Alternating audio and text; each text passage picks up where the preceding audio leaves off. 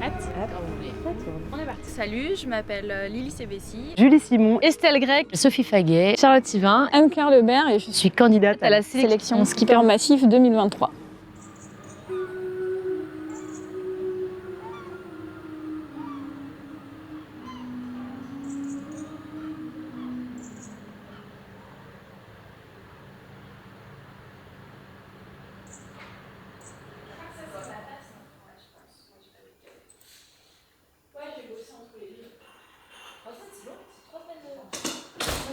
On a des parcours très différents les unes et les autres. Je les connais à peu près toutes d'avant, donc ça c'est assez sympa. J'ai navigué avec certaines.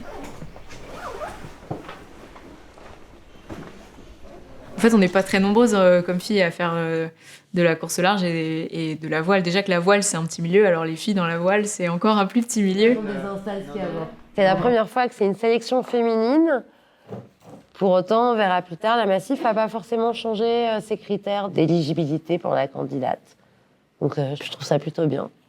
Il y a beaucoup de niveaux, il y a clairement des grosses concurrentes, donc ce qui est cool parce qu'il y a un gros défi à relever. Il y a tout aussi bien la capacité à être bon sportivement qu'à gérer un projet et à devenir à terme un chef d'un projet plus ambitieux. Je trouve ça vachement hétéroclite comme sélection, que ce soit en termes d'âge, en termes d'expérience, en termes de... Et du coup, ça met un peu le flou de savoir mais qu'est-ce qu'ils cherchent vraiment. Ah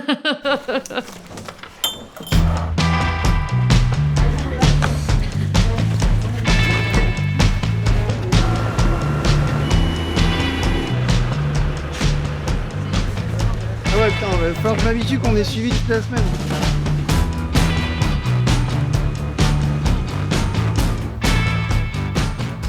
Je suis Lily Sévessi, j'ai 30 ans. En avril dernier, j'ai pris la décision difficile quand même, après 9 ans d'olympisme, de ne pas repartir pour les prochains JO en 2024. Je commençais à avoir un peu des appels du large. C'est vrai que je savais que ça serait une mission commando parce que tout ça allait venir très vite et j'avais un gros manque d'expérience. Il a fallu que je découvre Adrena, que je me forme un petit peu à la macro-météo. Voilà, j'arrive à cette sélection en ayant travaillé un peu la théorie, en faisant des exercices sur l'ordi et en ayant 6 navigations au compteur, ce qui n'est pas grand-chose. Cette semaine, je vais essayer de faire des choses simples, mais de les faire bien. Et on verra.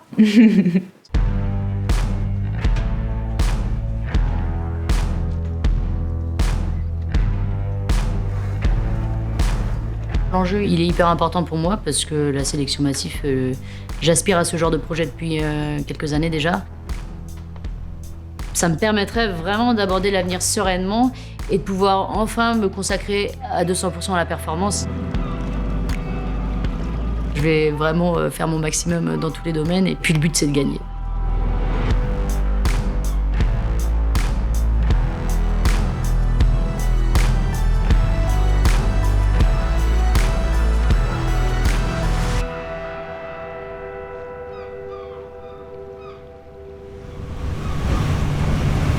Alors, on en est où de ce vent et de cette ligne? Alors dis-nous, c'est dans la figure, regarde. On peut aller emmener les deux là-bas. Et après, on redescend et on met notre ligne. Ça vous va? Alors, je suis Jeanne Grégoire, directrice du pôle Finistère course au large. J'ai été navigatrice en course au large de 2000 à 2015, dont plus de 10 ans au Figaro. Je m'appelle Erwan Tabarly, j'étais coureur au large pendant 20 ans, j'ai fait beaucoup de Figaro. J'ai navigué aussi sur des plus gros bateaux, en IMOCA, en Ultime. Et puis aujourd'hui, je suis entraîneur au pôle Finistère course au large. Loïs Péréard, 28 ans, navigateur, skipper breton, et en l'occurrence du Figaro 3, skipper massif.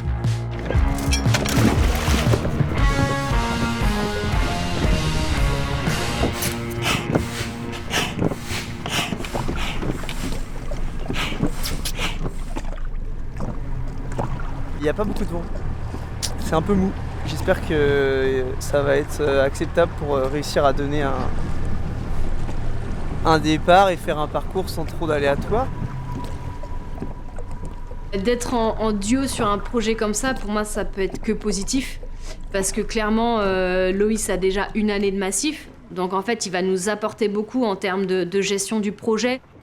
Le fait d'être en binôme, ça te fait que te monter en fait. C'est clairement, ça te pousse à être devant l'autre, à analyser les compétences de chacun, à se dire bah toi t'es bon là-dedans, toi t'es bon là-dedans, comment on peut s'aider pour justement progresser ensemble.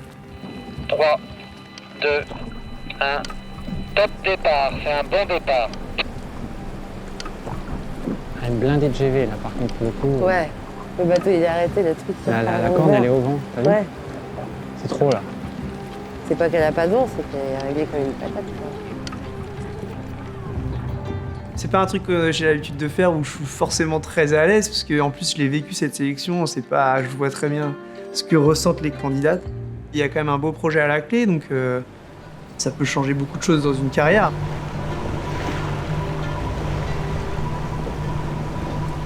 Joli, joli. Ça navigue propre, hein. Là, il y a Charlotte qui est en train d'empanner là-bas, ça va empanner dans tous les sens de toute façon là. C'est parti.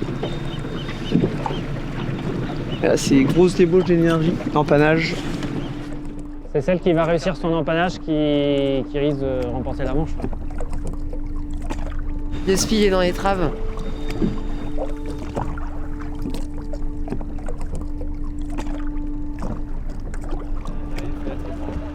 Là, il y a faute là. Ouais, mais les deux filles font faute quoi. 9,55, 13, 9,55, 14. Ouais, on vous laisse ranger les bateaux. Et puis après, on reparlera un peu des règles de course à la voile de base. Donc je répète, on laisse la dernière perche à la nage à droite et on sort de l'eau à la cale du cap pause. Alors l'épreuve de physique est sympa parce qu'on fait une épreuve de plein air, un swim and run. Ils savent pas forcément toutes bien nager ou toutes bien courir, etc. Mais ce qui nous intéresse, c'est voir dans la difficulté comment elles réagissent. On voit si les filles sont capables de se dépasser.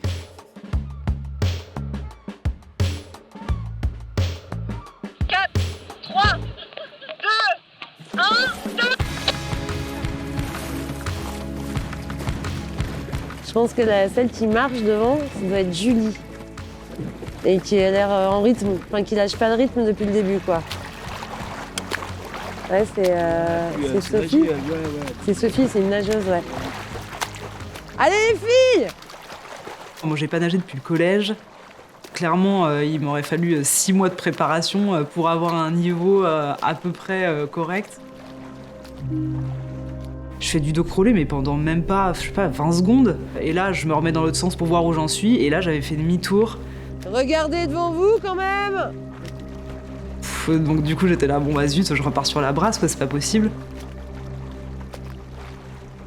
Et après, bah ouais, c'était sans transition, il fallait changer le plus rapidement possible, un peu en mode triathlon, et partir sur la course à pied. J'étais vraiment limite de l'asthme. Je sens peu d'af. Là, la course à pied, c'est un peu plus mon truc, donc je me suis dit, faut que je donne tout.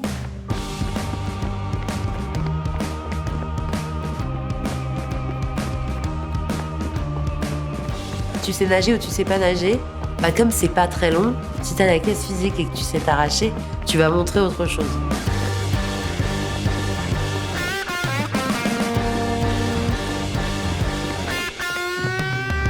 Et en fait, en course au large, quand t'as vraiment cette petite niaque que t'es capable de sortir au bon moment, ça peut faire des bonnes différences.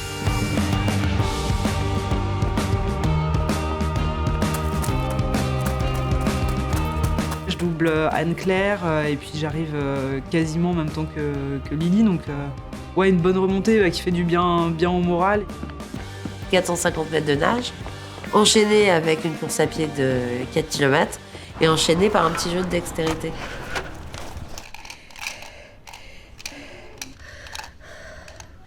Et en fait, ça représente vraiment, je viens de faire une manœuvre à fond, il faut que j'aille faire un routage, il faut que j'arrive à faire tout ça avec un minimum de lucidité.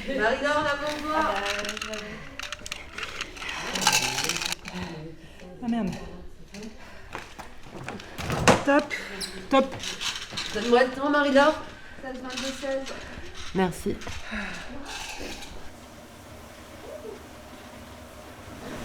En fait, vous avez dit ça floating dans l'eau. Que ce soit en nage ou en course à pied, je suis allée chercher un peu dans mes ressources, ouais. Je suis arrivée en tête de l'épreuve sportive, donc c'était cool. Je me sentais un peu fatiguée avant de partir, donc je savais pas trop comment j'allais me situer par rapport aux autres filles. Et finalement, c'était plutôt une bonne surprise que d'arriver première à ce test-là. Moi, je m'appelle Charlotte Sylvain, j'ai 25 ans. J'ai commencé la voile toute petite dans la baie de Morlaix.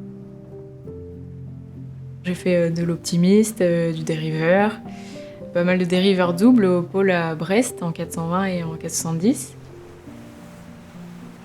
Et donc là, ça fait 2 ans que je suis sur le circuit Figaro, avec une progression sympa, envie d'aller voir plus loin et vraiment de me consacrer à ça pour aller chercher de la performance quoi maintenant. Ce qui me plaît beaucoup dans le circuit Figaro, c'est la monotypie déjà, c'est le fait qu'on soit tous sur le même bateau, donc tous à armes égales. Et du coup, il y a beaucoup de paramètres qui interviennent, les compétences en météo, en stratégie, le sommeil, la fatigue, le mental. Tout ça, c'est super intéressant, je trouve, parce que c'est pas un plus technologique qui va nous mettre devant, quoi. C'est vraiment le travail qu'on aura fourni, nous, tout au long des années qu'on aura passé à travailler, quoi.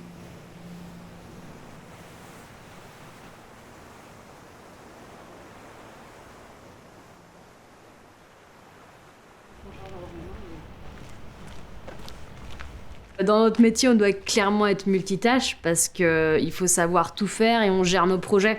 Donc en fait, on est aussi bien chef d'entreprise que navigateur, que sportif, que préparateur du bateau. Il faut qu'on ait vraiment des compétences dans beaucoup de domaines. Il faut qu'on arrive à questionner les filles cette semaine sur tous ces points. Il faut qu'elles soient plutôt bien connectées dans la tête, en même temps qu'elles aient du sang-froid, en même temps qu'elles sachent se mettre dans le dur. Il faut qu'elles sachent faire de la naf, il faut qu'elles comprennent quelque chose à la météo. Qu'est-ce que je suis capable de prévoir à terre, que je vais mettre en application sur l'eau? Ça, c'est presque le plus important. Parce que des champions du monde du routage à terre, il y en a 15 000. Par contre, des gens capables de faire sur l'eau ce qu'ils ont prévu, il y en a beaucoup moins.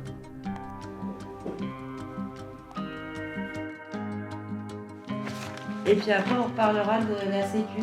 Vous avez regardé la météo, vous savez bien que les conditions là sont un peu engagées. Et on ramènerait bien tous les bateaux en petit. Tous les bateaux, toutes les voiles et tant qu'à faire, toutes les filles.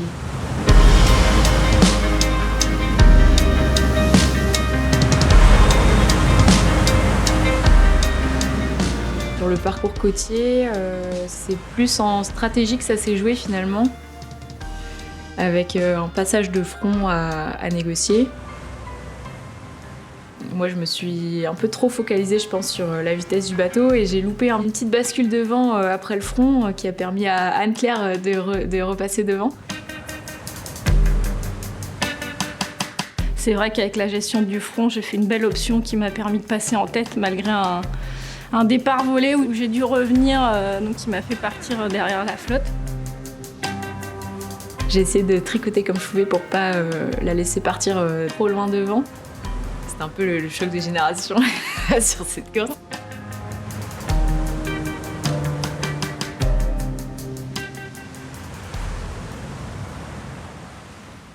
Ouais, j'étais assez fière d'avoir remporté l'épreuve, surtout devant des filles qui maîtrisent beaucoup mieux que moi le support sur lequel on navigue, le Figaro 3. C'était vraiment très chouette.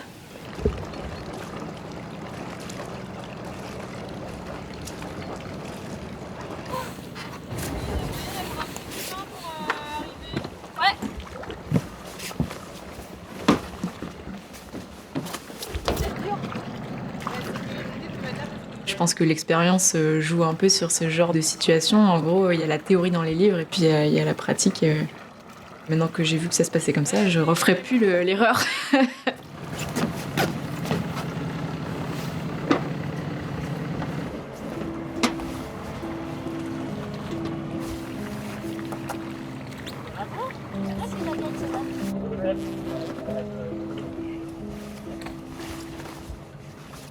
C'était assez chouette de voir qu'aujourd'hui, une entité comme la Massif choisisse d'aller chercher une femme pour son collectif.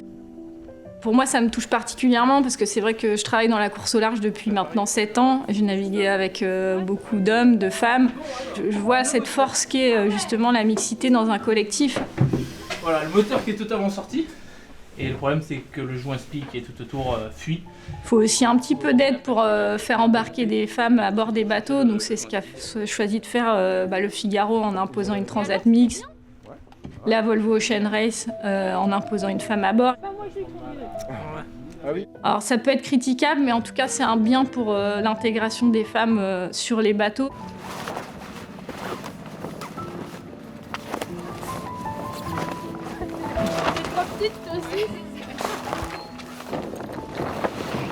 Moi, je suis très heureuse d'être une femme et d'être dans ce milieu-là, même si on est minoritaire. Et pour moi, c'est important parce qu'en fait, clairement, plus il y aura de femmes dans la course de haut niveau, dans la course au large ou le sport de haut niveau, plus il y aura des jeunes filles qui pourront s'identifier et se dire que c'est possible. Et ah tiens, bah là, je veux faire ça et j'ai envie de devenir comme elle.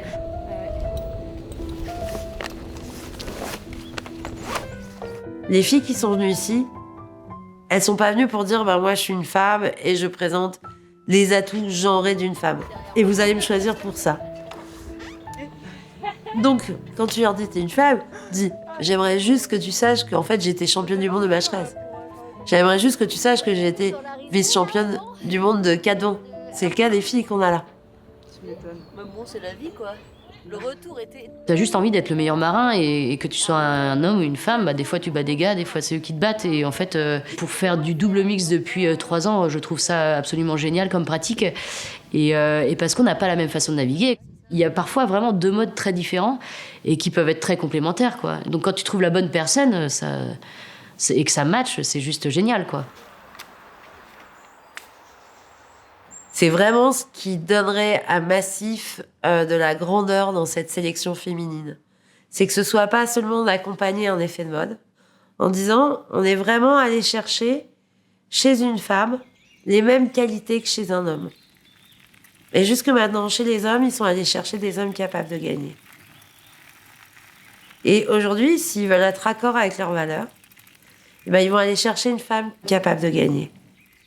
Et ça apportera de la légitimité sportive aux femmes.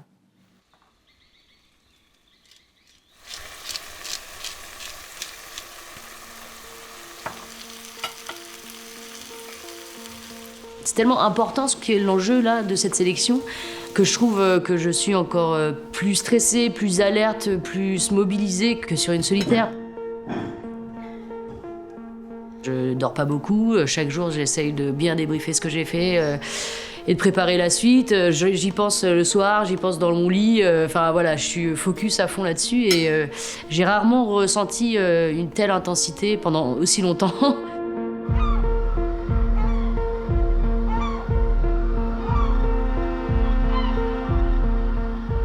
Un des paramètres dans notre sport, qui est la voile, que ça soit dans l'olympisme ou dans le monde de la course au large, c'est l'aspect financier. Et donc l'aspect financier, il implique de forcément être un bon communicant, d'être un bon orateur, d'animer des réseaux.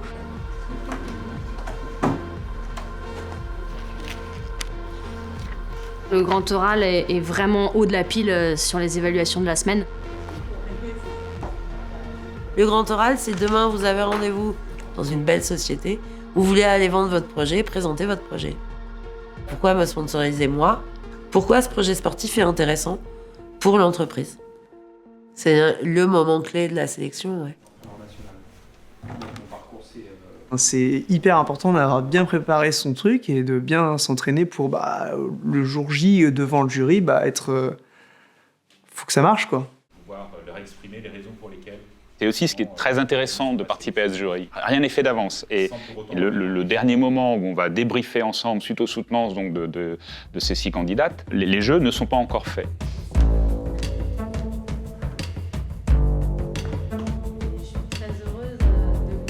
Lorsqu'on demande à un skipper, et les 11 précédents ont joué leur rôle, d'être un ambassadeur, ça veut dire par exemple s'engager dans des associations, être en capacité, lorsque l'on prend la parole, de porter les valeurs de la Massif.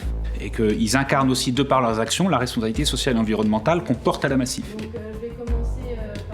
Pour moi, c'est très important parce qu'en fait, c'est grâce à eux et avec eux qu'on peut justement vivre de la voile et en faire notre métier. On porte l'emblème de leur marque, en fait. On est oui, voilà, clairement des ambassadeurs et il faut toujours garder ça en tête. Sans avoir d'indicateur, sans pilote, etc. Nuit noire, tempête, à traverser l'autoroute de Cargo. La première, c'est la passion, évidemment. Je suis passionnée. Tu présentes pas la même personne quand tu rencontres Bertrand de Lignon de la Massif que quand tu rencontres Jean-Jacques Laurent de chez PRB. C'est pas la même relation. Quand tu vas chez Kiguiner, qui est une entreprise familiale, ou quand tu es à la Banque Populaire, c'est pas les mêmes codes.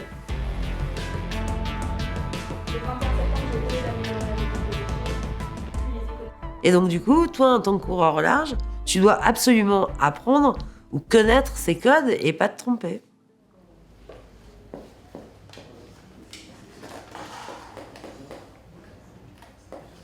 La délibération du jury a pris plus d'1 heure.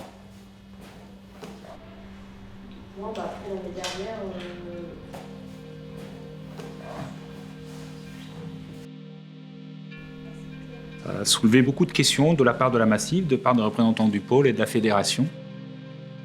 Ça traduit quand même l'excellence de ce plateau féminin qu'on subodorait dès la phase de présélection.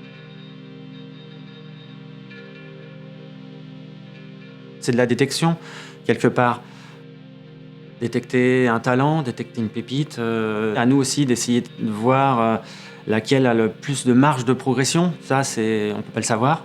Donc il faut un petit peu essayer de le deviner, de le sentir.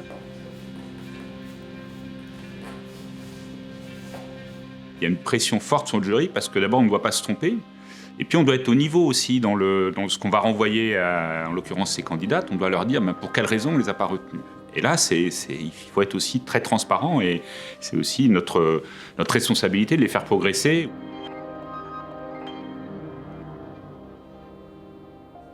L'annonce de la lauréate se fait après le grand oral. Donc on reçoit une par une les candidates et puis on leur annonce si elles ont été choisies ou non. C'est vrai que c'est le moment le moins sympa.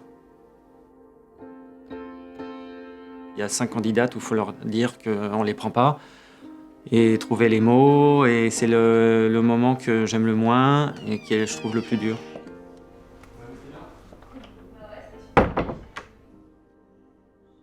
Par contre, on en rend une heureuse, et puis ça, c'est sympa.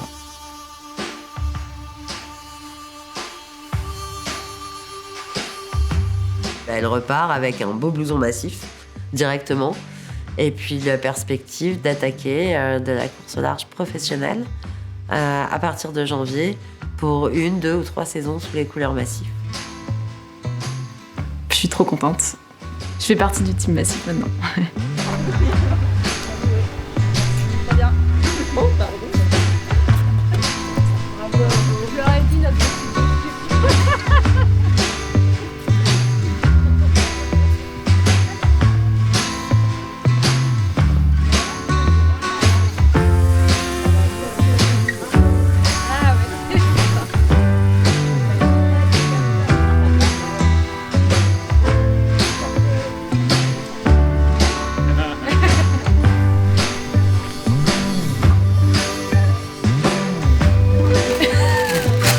Très à l'aise. Vous êtes sûr que vous voulez faire ça ? Attends, je vais te dire.